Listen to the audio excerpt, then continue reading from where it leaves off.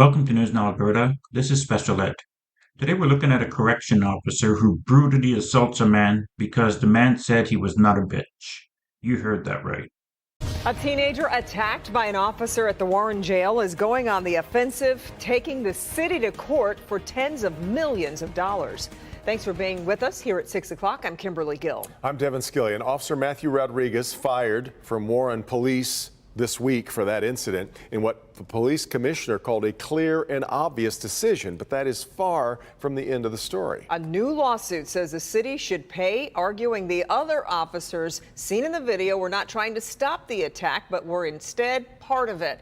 Here to help us sort out the claims is Victor Williams. Victor, good evening. Yeah, good evening, Kimberly and Devin. We all knew that a lawsuit was potentially coming down the pipeline, but we had no idea it would be coming out this quickly. Not only is the city of Warren and the officer who is allegedly responsible for the attack listed as defendants, but the other two officers that were in that room as well.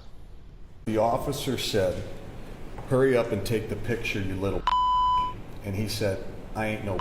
Just 14 days after the now viral moment of an officer assaulting a 19-year-old carjacking suspect, a lawsuit has officially been filed against the city of Warren on behalf of Jaquan Smith and Figer Law. He's about double the size of him. The 30-page complaint is now seeking $50 million in damages.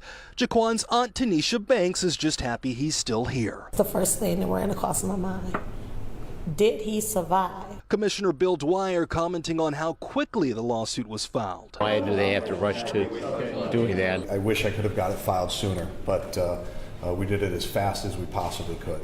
The big question is whether or not Jaquan received any injuries in the assault. He was treated at the hospital for his injuries, and he was cleared of no injuries. He is still, as of this day, having issues with head injuries. He's having headaches, dizziness, nausea, consistent with traumatic brain injury. Another question is whether the other two officers involved actually intervened. They were actors, they were part of this brutality, and they will be held responsible as well. They didn't see what the officer had done at the beginning. They came in when he was down on the ground, and they don't know. So, but when the officer started banging his head, that's when they said, "Enough is enough," and they reported immediately to their supervisor. Either way, the now fired officer Matthew Rodriguez has been charged with misdemeanor assault. It also turns out he has a history of alleged excessive force. There was a lawsuit against him, and it stemmed from one occurrence with two different plaintiffs. One of them was settled, one of them was dismissed on qualified immunity. And Jaquan is still behind bars, but of course we're going to keep our eyes very closely attached to what happens as this lawsuit unfolds. In Warren tonight, Victor Williams, Local 4. Okay, Victor, thank you.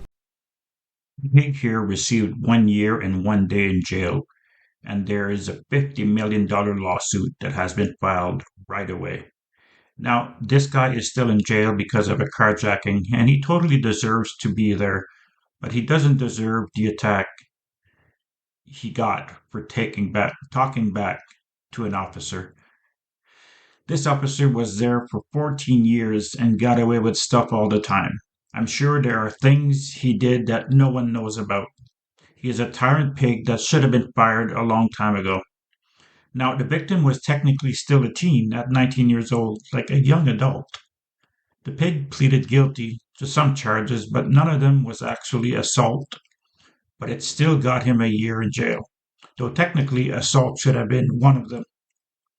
He lied in the report and falsified information to try to get away with it, but the video doesn't lie.